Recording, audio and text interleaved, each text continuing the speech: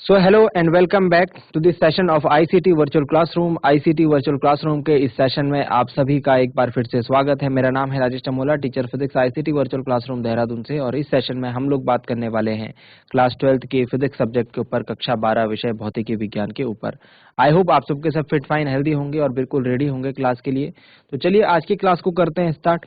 और previous classes में हमने जो जो बातें सीखी है, क्योंकि आने वाले कुछ ही टाइम में आपके सामने होंगे आपके बोर्ड एग्जाम्स, तो बोर्ड एग्जाम्स के पॉइंट ऑफ व्यू से अभी हम लोग कर रहे हैं रिवीजन वर्क।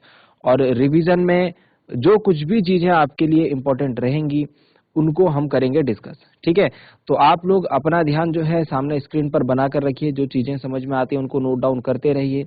घर से रिवाइज जरूर करना, क्योंकि ये रिवीजन जो है आपके बोर्ड एग्जाम के पॉइंट ऑफ व्यू से इंपॉर्टेंट रहने वाला है। तो आई होप कि आप सब लोग समझ गए होंगे बात को। चलिए स्टार्ट करते हैं आज की क्लास को और चलते हैं स्मार्ट बोर्ड की स्क्रीन पर। तो डियर स्टूडेंट्स, आज की क्लास में हम लोग जो बातें करने वाले हैं वो है आपका चैप्टर वैद्युत चालन, यानी कि इलेक्ट्रिसिटी से रिलेटेड।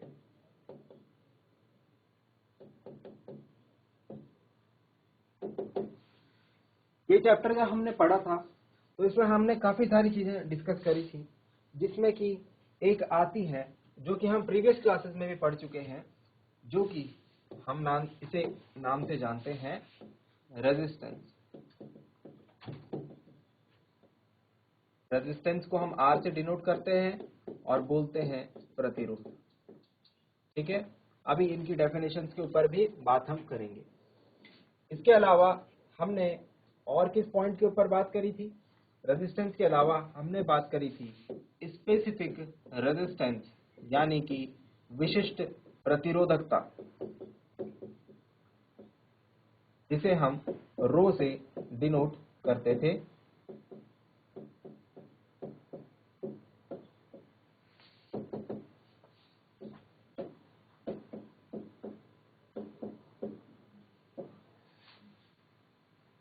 और एक और पॉइंट जिसके बारे में हम आज डिस्कस करेंगे वो है चालकता। वो है चालकता, यानी कि कंडक्टिविटी। चलिए, तो इन सारे पॉइंट्स के ऊपर वन बाय वन डिस्कशन करते हैं, देखते हैं आपको कितनी चीजें याद हैं और क्या क्या चीजें नहीं याद रखनी इसमें जरूरी है आपके लिए। फर्स्ट ऑफ ऑल प्रतिरोध के बारे में बात करते हैं। प्रतिरोध का जो कॉन्सेप्ट है वह हमारे पास आता है विद्युत धारा के कॉन्सेप्ट से। कहां से? विद्युत धारा के कॉन्सेप्ट से, है ना। आप जानते हैं अगर किसी तार में मैं आई धारा प्रवाहित करवा रहा हूं, किसी वायर में, कंडक्टर वायर में जब आई करंट जो है फ्लो कर रहा है, तो ये जो तार है इसके पदार्थ के कारण, ध्यान रखेंगे इन सारे वर्ड्स को, इसके पदार्थ के कारण इस धारा के मार्ग में रुकावट डाली जाती है या फिर बाधा डाली जाती है। कोई ना कोई तो होना चाहिए ना रुकावट डालने के लिए या बाधा डालने के लिए। तो वो कौन होता है? वो होता है तार का पदार्थ, यानी कि मटेरियल ऑफ वायर, ठीक है, मटेरियल ऑफ कंडक्टर, ठीक। तो जो ये रुकावट है, जो ये बाधा है, इसी को ही हम तार का प्रतिरोध कहते हैं। इसको ही हम क्या कहते हैं? तार का प्रतिरोध कहते हैं। तो प्रतिरोध की छोटी सी डेफिनेशन हम जो लिख सकते हैं वो ये लिख सकते हैं, चालक यानी कंडक्टर के पदार्थ द्वारा धारा के मार्ग में रुकावट को उस चालक या उस पदार्थ का प्रतिरोध कहते हैं। इसे हम आर से डिनोट करते हैं ओम के नियम से।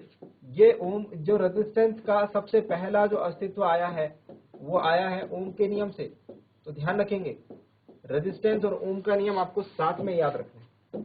रेजिस्टेंस और ओम का नियम आपको साथ में याद रखना है। ओम का नियम क्या है भाई? V बराबर आई आर। तो ये है हमारा आर जो है, यहाँ पर क्या है? प्रतिरोध का काम, प्रतिरोध हम इसे कहते हैं, ठीक है। आर क्या है? आर है चालक तार का प्रतिरोध। आई क्या है? उसमें प्रवाहित धारा। वी क्या है? तार के सिरों के बीच विभवांतर। है ना।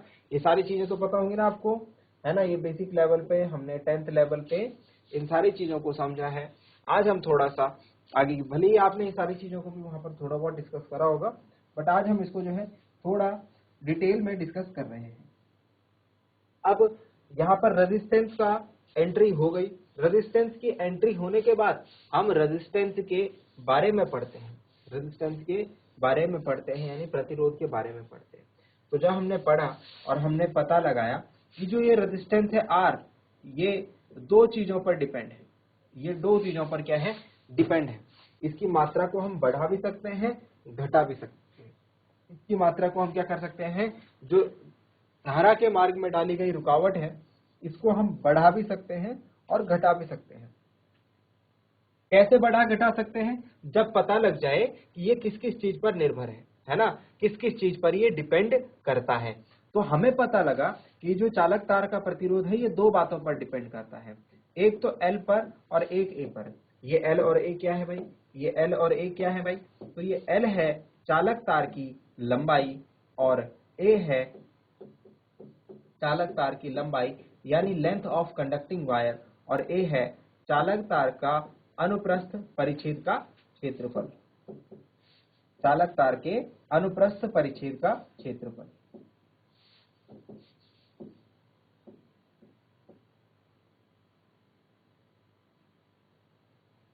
अनुप्रस्थ परिच्छेद का क्षेत्रफल, क्रॉस सेक्शनल एरिया जिसको बोलते हैं ना, वो है।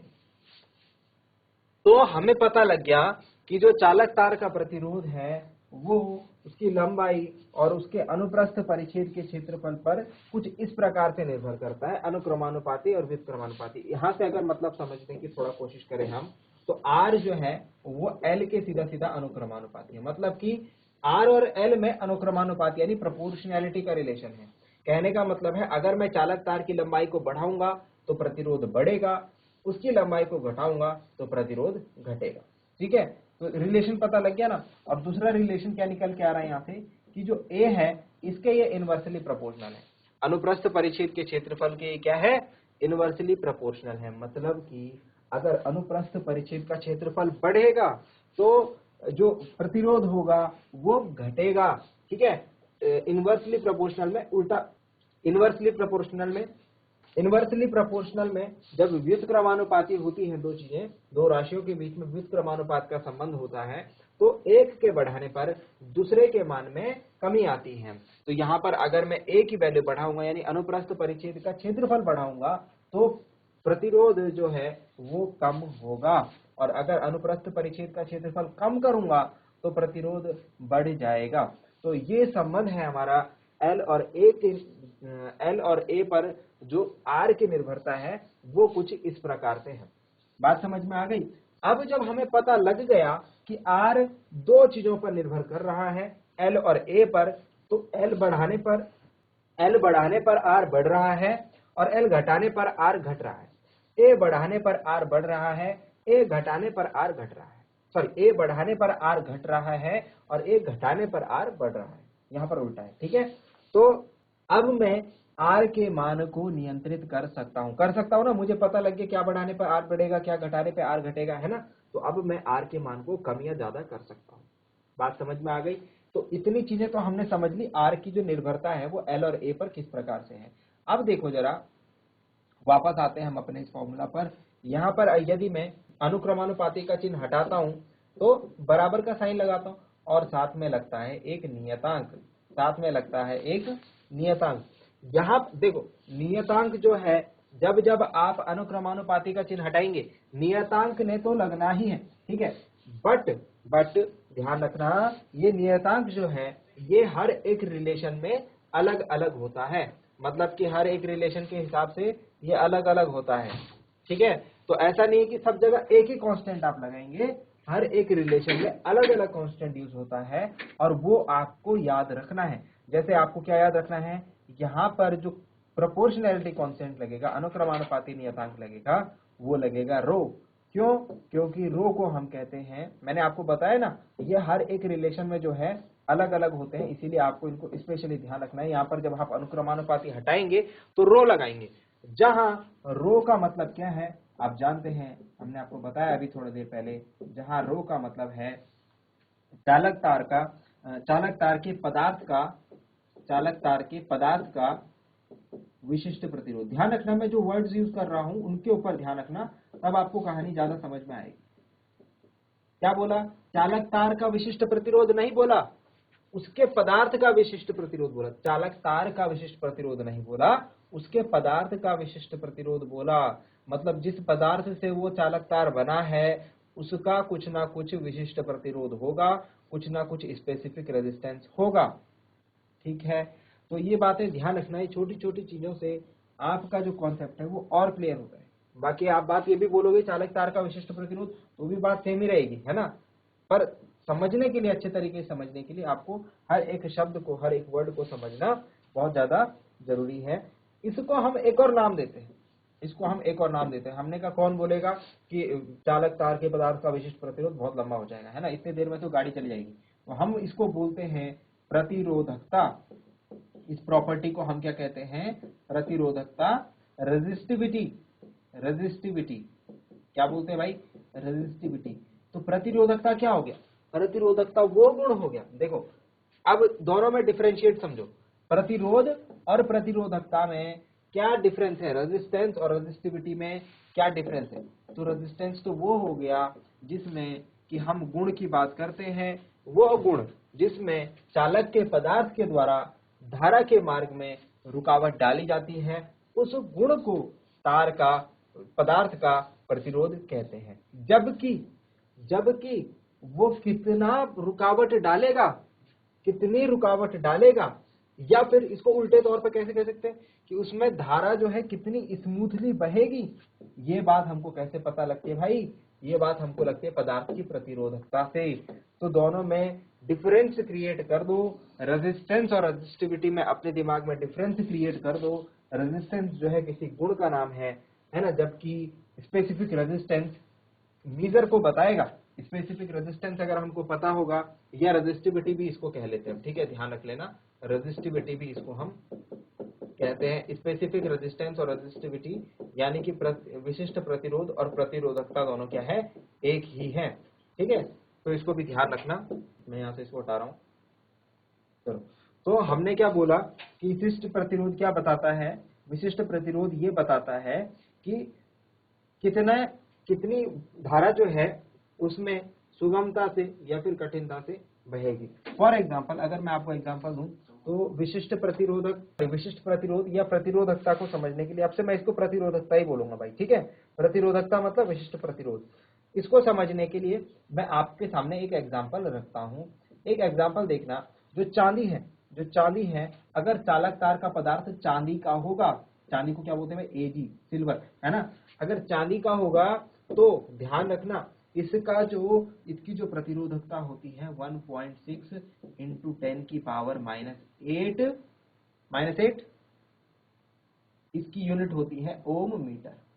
ठीक है, मात्रक अभी लिखवा रहा हूं, मात्रक इसका ओम मीटर होता है। बीमापिक के ऊपर भी हम डिस्कशन करेंगे, अभी फिलहाल बात को समझो।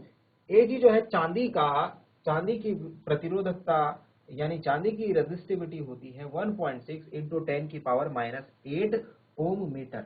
और वहीं बात करें कॉपर की, तो कॉपर की रेजिस्टिविटी होती है 1.7 इंटू 10 की पावर -8 ओम मीटर। देखो कितना सा डिफरेंस है, 0.1 का आपको यहाँ पर डिफरेंस दिख रहा होगा। हालांकि वो 0.00001 का है, हालांकि बहुत छोटा सा डिफरेंस है ना।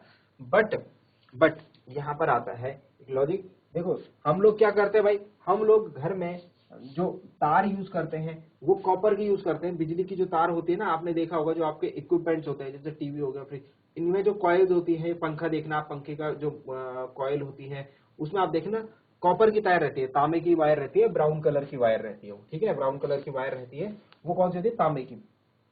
अभी यहाँ पर जो मैंने आपके सामने डेटा लिखा है, इससे मुझे क्या पता लग रहा है कि चांदी की प्रतिरोधकता है 1.6 इंटू 10 की पावर -8 ओम मीटर, जबकि कॉपर की प्रतिरोधकता है 1.7 इंटू 10 की पावर -8 ओम मीटर। अपने आसान शब्दों में मैं अगर बात करूं तो मैं ये बता सकता हूं कि चांदी में जो विद्युत धारा, अगर मैं दो तार ले लूं, एक चांदी का ले लूं, एक कॉपर का ले लूं, तो विद्युत धारा इसमें ज्यादा तेज बहेगी चांदी वाले में, और कॉपर वाले में स्लो बहेगी। समझ रहे हो, कॉपर वाले में वो थोड़ा स्लो बहेगी। क्यों? क्योंकि उसके रास्ते में रुकावट ज्यादा रहेगी कॉपर वाले में। कॉपर का जो पदार्थ है वो ज्यादा रुकावट डालेगा, चांदी का जो पदार्थ है वो कम रुकावट डालेगा। समझ रहे हो बात को? तो अगर मुझे चाहिए कि मुझे ऐसी तार चाहिए कि जिससे धारा के बारे में कोई रुकावट ही ना आए, जितनी धारा आनी है वो सीधे आ जाए मेरे पास, तो मैं कौन सी तार लगाऊंगा भाई? मैं लगाऊंगा सिल्वर की तार, क्योंकि सबसे कम प्रतिरोधकता इसी की है और इसमें जितनी भी धारा आएगी वो ऑलमोस्ट सारी की सारी जो है वो पहुंच जाएगी मैक्सिमम, है ना। लेकिन मैं कॉपर का तार क्यों लगाता हूं फिर, है ना? अपने जो इक्विपमेंट्स हैं उनमें मैं कॉपर की वायर क्यों लगाता हूं? मुझे तो चांदी की वायर लगानी चाहिए ना। तो इसके पीछे रीजन ये है कि चांदी जो है कॉस्टली होता है, चांदी कॉस्टली होने के कारण इसकी वायर हम नहीं यूज करते हैं, हम लोग यूज करते हैं कॉपर की वायर। हालांकि आपने देखा होगा कि जब एक्सपेरिमेंट्स होते हैं, है ना, और जब हमको चाहिए होता है कि बहुत ज्यादा एक्यूरेसी हमको चाहिए होती है रिजल्ट में, तो हम चांदी की वायरिंग का यूज करते हैं। बात समझ में आई? तो ये रिलेशन था हमारा किस किस के बीच में भाई? रेजिस्टेंस और रेजिस्टिविटी के बीच में। तो रेजिस्टेंस और रेजिस्टिविटी जो है ध्यान रखना आप इसको, ठीक है। रेजिस्टेंस और रेजिस्टिविटी को एक बार फिर से शॉर्ट में अगर आपको दोनों के बीच में डिफरेंस क्रिएट करें तो चांदी और कॉपर दोनों के दोनों धारा के मार्ग में रुकावट डालेंगे, उसे हम उनका रेजिस्टेंस कहेंगे। लेकिन ये कितनी रुकावट डालेंगे ये हमको उनकी रेजिस्टिविटी से पता लगेगा। तो उनकी रेजिस्टिविटी ये और ये है, मतलब अब हमको पता लगेगा कि कितने रुकावट डालेंगे, ठीक है। तो रेजिस्टेंस क्या बताता है, रेजिस्टिविटी क्या बताता है, ये हमको पता हो गया। अच्छा, और चीजें इसमें नोट डाउन करना, दो चीजें इंपॉर्टेंट हैं। मात्रक, इसका मात्रक, एसआई यूनिट, एसआई मात्रक जो है रेजिस्टिविटी का वो होता है ओम मीटर। यहाँ पर भी ध्यान रखना, इसका जो एसआई मात्रक होता है वो होता है प्रतिरोध का ओम। देखो भाई एक बात ध्यान रखना, जो चीज मैं यहाँ पर भूल गया था, सभी राशियों के मात्रक और विमा तो जरूर याद करना। जितना भी आप पढ़ोगे, जिस भी चैप्टर में जो भी राशि पढ़ रहे हो, जो भी क्वांटिटी पढ़ रहे हो, उसका मात्रक और उसकी विमा जरूर से याद करो, जरूर से लिखो, ठीक है। तो मात्रक और विमा याद करना बहुत जरूरी है। एग्जाम में एक क्वेश्चन सीधा सीधा आ जाएगा, भाई इसकी विमा बता दो, है ना, तो फिर ढूंढते रह जाओगे कि ये तो हमने कहाँ पढ़ा था। तो मात्रक और विमा जो है वो जरूर लिखते रहो हर एक चैप्टर में, जो भी आप राशियां पढ़ो। जैसे यहाँ पर मैंने 3 क्वांटिटीज लिखी है, तो सबकी मुझे मात्रक और विमा पता होनी चाहिए। चलिए, इसकी डायमेंशन, अगर इसकी विमा की बात करूं तो विशिष्ट प्रतिरोधकता की विमा आप कैसे निकाल सकते हो भाई? ये जो रिलेशन है यहाँ से रो इज इक्वल टू क्या बन जाएगा, आर ए अपॉन एल, ठीक है। और आर ए और एल की विमा आप फाइंड आउट करके यहाँ से रो की विमा निकाल सकते हो, ठीक है। तो आर की जो डायमेंशन होती है वो बता देता हूँ। आर की जो विमा होती है यहाँ पर लिख देता हूँ, आर की विमा जो होती है वो होती है M L square T minus 3 T minus 3 A minus 2, M L square T minus 3 A minus 2, ठीक है। अब एल और ए की विमा भी ध्यान रख लो। एल क्या होता है भाई? लेंथ, लंबाई की विमा तो एल होती है। और ए क्या होता है? क्षेत्रफल, लंबाई गुणा चौड़ाई, तो इसकी विमा होती है एल स्क्वायर, ठीक है। ये सारे मान अगर मैं यहाँ पर रखूंगा, जो अभी मैंने आपको फॉर्मूला लिख के दिखाया था, rho is equal to R A upon L, तो मुझे विशिष्ट प्रतिरोधक यानी प्रतिरोधकता की डायमेंशन निकल के आएगी, वो आएगी M L minus 3 T, sorry M L 3 T minus 3 A minus 2, ठीक है। अब मेरी बात पे यकीन नहीं करना है, मेरी बात पे यकीन नहीं करना है, खुद से चेक करना है, निकाल के देखना है क्या यही डायमेंशन आ रही है या नहीं आ रही है, ठीक है। हो सकता है मेरी डायमेंशन गलत आ रही हो, बट ये आपको चेक करना आपका फर्ज है, ठीक है। टीचर ने बता दिया, अच्छी बात है, बट आपको चेक करना वो आपकी ड्यूटी है, आपको करना ही करना है वो चेक, ठीक है। उसमें ऐसा नहीं कि अरे सर अच्छा बताते हैं, इन्होंने सही बताया होगा, ये नहीं, ऐसा नहीं, इमोशनल नहीं होना है। हमको अपना काम जो है वो अपने तरीके से करना ही करना है, चाहे कुछ भी हो जाए, ठीक हो गया। तो ये रहा हमारा प्रतिरोधकता यानी कि विशिष्ट प्रतिरोधकता का कॉन्सेप्ट, ठीक है। और इसके बाद बात करते हैं भाई चालकता के बारे में, यानी कि कंडक्टिविटी के बारे में।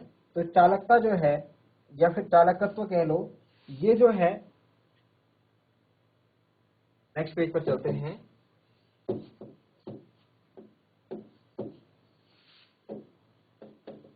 जो चालकत्व है या चालकता है, जिसे हम कंडक्टेंस भी कहते हैं, ठीक है, ये क्या होता है, ये एक तरीके से डिफरेंस रेसिप्रोकल यानी कि व्युत्क्रम होता है प्रतिरोध का। मतलब कि देखो चालकता क्या डिफाइन कर रही है, चालकता और प्रतिरोध में अंतर समझो तो आपको चालकता और प्रतिरोध के बीच में रिलेशन भी मिल जाएगा। चालकत्व यानी चालकता क्या बता रही है कि ये तार है, इसमें धारा कैसे बह रही है, जबकि प्रतिरोध क्या बता रहा है कि धारा अगर बह रही है तो मुझे रुकावट कैसे डालनी है। ठीक है, तो ये एक तरीके से चालकत्व जो है धारा की सुगमता के बारे में बात कर रहा है, कितनी सुगमता से धारा जा रही, और ये जो प्रतिरोध है ये बात कर रहा है रुकावट के बारे में कि कितनी रुकावट जो है धारा के रास्ते में। तो दोनों एक दूसरे के अपोजिट हो गए ना, दोनों एक दूसरे के अपोजिट हो गए ना। तो चालकत्व और धारा में प्रोपोर्शनैलिटी का इनवर्सली प्रोपोर्शनैलिटी का रिलेशन होता है, यानी कि व्युत्क्रमानुपात का संबंध होता है। मैं कह सकता हूं कि चालकत्व जो है वो प्रतिरोध के इनवर्सली प्रोपोर्शनल होता है। चालकत्व जो है वो प्रतिरोध के व्युत्क्रमानुपाती होता है। चालकत्व को हम G से डिनोट करते हैं, तो G is equal to 1/R। मैं ये कह सकता हूँ G क्या है, चालकत्व है, और प्रतिरोध क्या है, R है। समझ में आ गया चालकत्व। तो चालकत्व में आप क्या बात करेंगे, सिर्फ इतनी बात करेंगे, ये प्रतिरोध के व्युत्क्रम को हम पदार्थ का चालकत्व कहते हैं, यानी कि कंडक्टेंस कहते हैं। ठीक, मात्रक की अगर बात कर लो तो मात्रक हम लोग यहाँ से फाइंड आउट कर सकते हैं। ऐसा ही मात्रक बहुत आसान हो जाएगा इसका। ऐसा ही मात्रक जो ओम है वो प्रतिरोध का मात्रक, तो ओम का उल्टा क्या हो जाएगा भाई, ओम इनवर्स, या फिर इसको हम मोहो भी कहते हैं, MHO मोहो। ठीक है, MHO मोहो भी कहते हैं इसके मात्रक को। या फिर इसका एक और मात्रक है, ध्यान रखना भाई, इंपॉर्टेंट है ये मात्रक जो है, इसके इंपॉर्टेंट है, याद रखना, साइमेन भी कहते हैं। साइमेन भी क्या है, इसका मात्रक है। ठीक है, कई बार आपसे पूछ लिया जाए भाई साइमेन किसका मात्रक है, प्रतिरोध का, विशिष्ट प्रतिरोधक का, चालकत्व का, और ऐसे दे देगा, धारा घनत्व वगैरह कुछ दे देगा, है ना। तो ध्यान रखना, जो कंडक्टेंस है उसका ऐसा ही मात्रक जो है, ऐसा यूनिट है साइमेन। ठीक है, और एक और चीज यहाँ पर इसी के साथ ही समझ लो कि जब प्रतिरोध का आपने व्युत्क्रम लिया तो वो हो गया चालकता या चालकत्व, है ना। लेकिन अगर मैं यहां पर एक काम करूं, अपॉन में अगर मैं विशिष्ट प्रतिरोध लूं या प्रतिरोधकता को लूं, प्रतिरोध की जगह अगर मैंने विशिष्ट प्रतिरोध ले लिया यहां पर, ठीक है, यानी प्रतिरोधकता, तो ये चालकत्व नहीं रहेगा, ये भी फिर विशिष्ट चालकता बन जाएगा, विशिष्ट चालकता बन जाएगा, यानी स्पेसिफिक कंडक्टिविटी बन जाएगा। ठीक है, इसे स्पेसिफिक कंडक्टिविटी बन जाएगा, और इसको हम सिग्मा से डिनोट करते हैं, इसको हम रो से डिनोट करते हैं। एक रिलेशन ये भी आ गया। तो इधर चालकत्व हमने पढ़ा, इधर हमने विशिष्ट चालकता पढ़ा। ठीक है, तो अगर आपको प्रतिरोध और प्रतिरोधकता समझ में आते हैं इजीली, तो आपको यहाँ पर जो चालकत्व है, कंडक्टेंस है, और स्पेसिफिक कंडक्टेंस है, इसको समझने में आपको दिक्कत नहीं आएगी। ठीक है ना। तो हाँ, इसके मात्रक की भी बात कर लो, इसके SI मात्रक की विमा तो आप फाइंड आउट कर सकते हो ना। जो R की विमा होगी उसका इनवर्स जो होगा वो G की विमा होगी। यहाँ पर जो रो की विमा अभी बताई थी आपको, रो की डायमेंशन, उसका इनवर्स जो है वो सिग्मा की डायमेंशन होगी। ऐसा ही मात्रक के बारे में बात कर लेते हैं। ऐसा ही मात्रक क्या होगा भाई, रो का मात्रक क्या था, ओम मीटर, तो इसका मात्रक क्या हो जाएगा, ohm inverse metre inverse, ohm inverse metre inverse. ठीक है, और ओम को क्या बोलते हैं भाई, ओम को हमने मोहो बोला, तो मोहो मीटर इनवर्स भी कह सकते हैं, या मोहो प्रति मीटर, या फिर साइमेन प्रति मीटर। मोहो को हम क्या कहते हैं, साइमेन भी कहते हैं, तो साइमेन प्रति मीटर भी क्या है, इसका मात्रक है। ठीक है, तो बात समझ में आई। इस तरीके से आपको जो है अलग अलग टर्म्स के बारे में जो है यहाँ पर बात करनी है, अलग अलग टर्म्स के बारे में आपको पढ़ना है। ठीक, और साथ ही साथ मैंने क्या बोला उनके मात्रक, उनकी विमा जो है आपको नोट डाउन करते रहनी है, ठीक है। और रिवीजन के तौर पर जो भी चीज आप पढ़ें उसको एक बार कंफर्म कर लें, एक बार उसको अच्छी तरीके से कवर अप जरूर कर लें। चलिए नोट डाउन कर सकते हैं आप इसे। सो आई होप जो बातें आपको बताई गई वो समझ में आई होंगी, आपको इंटरेस्टिंग लगी होंगी और कुछ नया सीखने को जरूर मिला होगा। साथ ही साथ ये भी उम्मीद करता हूँ घर से आप इन चीजों को एक बार रिवाइज करके जरूर लाएंगे। मिलते हैं अगली क्लास में एक नए और इंटरेस्टिंग टॉपिक के साथ। क्लास से जुड़ने के लिए आप सभी का बहुत बहुत धन्यवाद। Thank you very much and have a nice day.